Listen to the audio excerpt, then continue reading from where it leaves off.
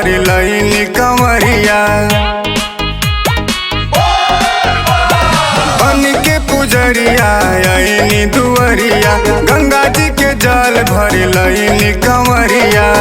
भोला रउआ के कैसे मनाई, धतुरवा खियाई भांग पीस के पियाई। भोले बाबा रउआ के कैसे मनाई, धतुरवा खियाई भांग पीस के पियाई। भोले बाबा रउआ के कैसे मनाई।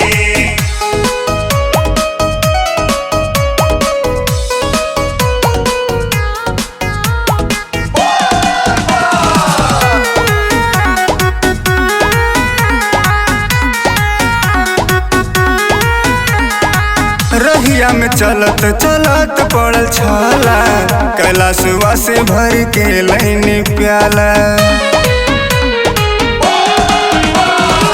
रहिया में चलत चलत पड़ल छाला, कैलाशवा से भर के लईनी प्याला।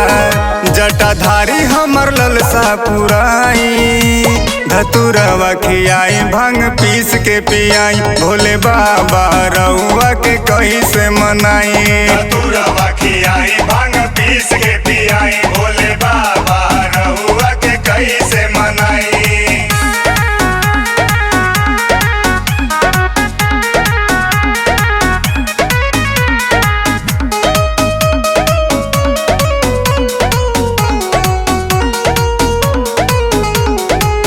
आदि देव महादेव तू कहाला, हाथे त्रिशूल माथे चंद्रमा सोहाला। आदि देव महादेव तू कहाला, हाथे त्रिशूल माथे चंद्रमा सोहाला।